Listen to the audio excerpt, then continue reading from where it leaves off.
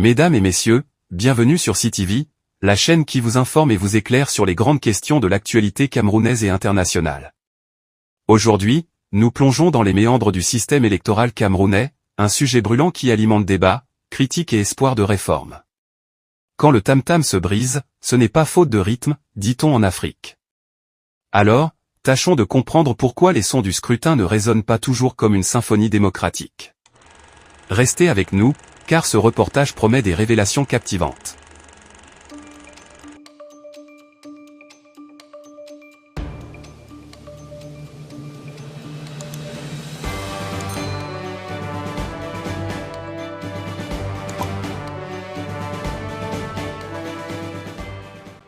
Le système électoral camerounais, souvent qualifié d'unique en son genre, fait l'objet de nombreuses controverses. Selon une récente enquête menée par Jeune Afrique, plusieurs dysfonctionnements majeurs entachent la crédibilité des scrutins. Prenons un instant pour parler du mode de scrutin à un tour. C'est un choix qui, bien qu'efficace dans d'autres démocraties, semble au Cameroun offrir un boulevard aux partis au pouvoir. Pour l'opposition, ce système est un véritable casse-tête, un jeu où les dés sont pipés, pour reprendre les mots d'un observateur. Joshua Ozi, figure emblématique du Social Democratic Front, SDF, n'y va pas par quatre chemins.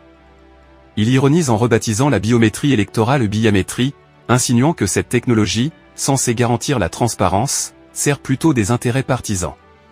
Comment expliquer qu'au XXIe siècle, on puisse voter simplement parce que deux personnes nous reconnaissent, s'interroge-t-il, visiblement agacé. Une question qui en dit long sur le fossé entre technologie et réalité sur le terrain. Du côté de l'organe en charge des élections, ELECAM, les aveux sont timides mais révélateurs. L'institution admet que le processus doit évoluer pour regagner la confiance des citoyens. Parmi les suggestions proposées figure l'abaissement de l'âge électoral de 20 à 18 ans, une mesure qui pourrait aligner la maturité politique sur l'âge pénal. Une réforme qui, bien que prometteuse, suscite déjà des interrogations.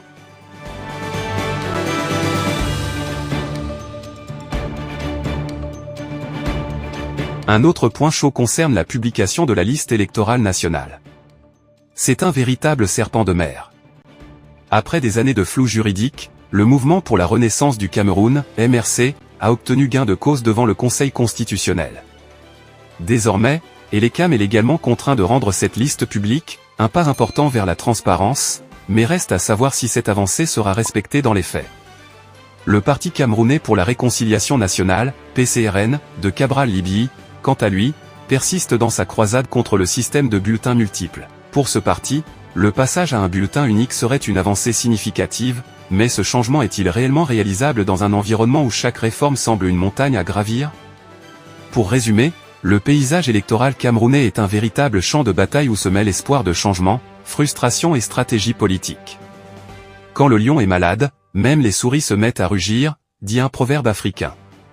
Dans ce cas, le lion serait-il le système, et les souris, les voix dissidentes qui réclament justice et équité?